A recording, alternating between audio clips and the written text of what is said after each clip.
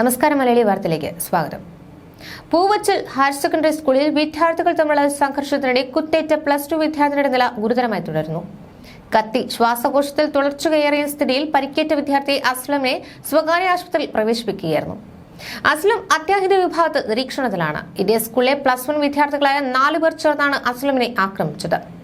Poovachal bank നട ജംഗ്ഷനിലായിരുന്നു സംഘർഷമുണ്ടായത്. ഒരു മാസം മുൻപ് സ്കൂളിൽ +1 വിദ്യാർത്ഥികളും +2 വിദ്യാർത്ഥികളും തമ്മിൽ സംഘർഷമുണ്ടായിരുന്നു. ഇതിന്റെ തുടർച്ചയായിരുന്നു കഴിഞ്ഞ ദിവസം ഉണ്ടായ സംഘർഷം. ഒരു മാസം മുമ്പ് നടന്ന ആക്രമണത്തിൽ സ്കൂളിലെ പ്രിൻസിപ്പലിനും PTA പ്രസിഡന്റിനും അടക്കം പരിക്കേറ്റിരുന്നു. സംഘർഷം തടയാനെത്തിയ പ്രിൻസിപ്പലിനെ വിദ്യാർത്ഥികൾ കസേരയെടുത്ത് അടിക്കുകയായിരുന്നു. തലയ്ക്ക് പരിക്കേറ്റ പ്രിൻസിപ്പലിനെ ആശുപത്രിയിൽ പ്രവേശിപ്പിക്കുകയും തുടർന്ന് 18 വിദ്യാർത്ഥികളെ സ്കൂളിൽ നിന്ന് പുറത്താക്കുകയും 20 വിദ്യാർത്ഥികൾക്കെതിരെ കാട്ടാക്കട പോലീസ് കേസെടുക്കുകയും ചെയ്തു. ഇതിന് പിന്നാലെയാണ് കഴിഞ്ഞ ദിവസം വീണ്ടും സംഘർഷമുണ്ടായത്. വിദ്യാർത്ഥിക്ക് കുത്തേറ്റത്. സ്കൂളിൽ +1, +2 വിദ്യാർത്ഥികൾ തമ്മിൽ സംഘർഷം തിരിഞ്ഞ് ഏറ്റുമുട്ടൽ പതിവാണെന്നാണ് നാട്ടുകാർ പറയുന്നത്.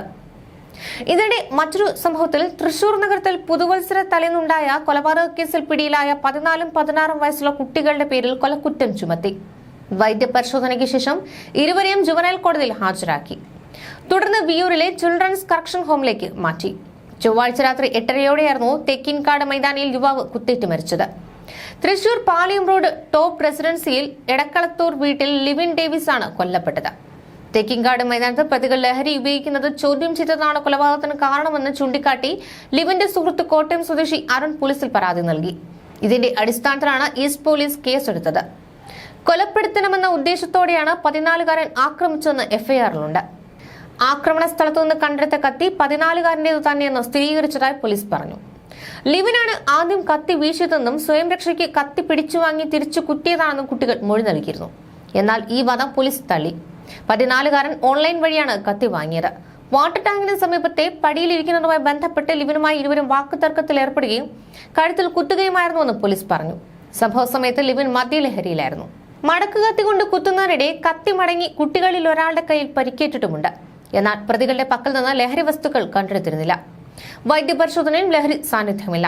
ചില ലഹരി വസ്തുക്കൾ പ്രാഥമിക പരിശോധനയിൽ കണ്ടെത്താനാകില്ല എന്നാണ് പോലീസ് വിശദീകരണം. മയക്കുമരുന്ന് ഉപയോഗിക്കുകയാണെന്ന് കരുതിയാണ് ലിവിൻ പ്രതികളെ ചോദ്യം ചെയ്തതെന്നാണ് FIR-ൽ പറയുന്നത്. ഇതേ തുടർന്ന് പ്രതികളുമായി തർക്കമുണ്ടായി. തുടർന്നുണ്ടായ സംഘർഷമാണ് കൊലയിൽ കലാശിച്ചത്. കൊലപ്പെടുത്തണമെന്ന ഉദ്ദേശത്തോടെയാണ് 14-കാരൻ ലിവിനെ ആക്രമിച്ചതെന്നും റിപ്പോർട്ടിൽ വ്യക്തമാണ്. പ്രതികളായ സ്കൂൾ വിദ്യാർത്ഥികൾ 2 പെൺകുട്ടികൾക്കൊപ്പം മൈതാനത്ത് നടന്നു പോവുകയായിരുന്നു. പെൺകുട്ടികളുമായി ഇരുട്ടത്ത് പോകുന്നത് കണ്ടതോടെ ലിവിൻ ചോദ്യം ചെയ്തു. ഇതിന്റെ പേരിലാണ് തർക്കം. ഇതിനിടെയാണ് വിദ്യാർത്ഥികൾ ഒരാൾ കയ്യിലുണ്ടായിരുന്ന കത്തിയെടുത്ത് ലിവിനെ കുത്തിയത്. 14-കാരനാണ് 1-ാം പ്രതി. സുഹൃത്തായ 16-കാരൻ 2-ാം പ്രതി.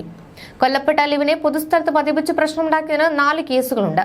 ലിവിൻ രാത്രി തേക്കിൻകാട് മൈതാനത്ത് താമസിക്കുന്ന വ്യക്തിയാണെന്നാണ് പോലീസ് പറയുന്നത്. സംഭവത്തിന്റെ അടിസ്ഥാനത്തിൽ നഗരത്തിൽ രാത്രി പരിശോധന ശക്തമാക്കുമെന്നും തേക്കിൻകാട് മൈതാനത്ത് അനധികൃതമായി രാത്രി താമസിക്കുന്നവരെ ഒഴിപ്പിക്കുമെന്നും ഈസ്റ്റ് SHO MJ ജിജോ വ്യക്തമാക്കിയിരുന്നു. ന്യൂസ് ഡെസ്ക് മലയാളി വാർത്ത.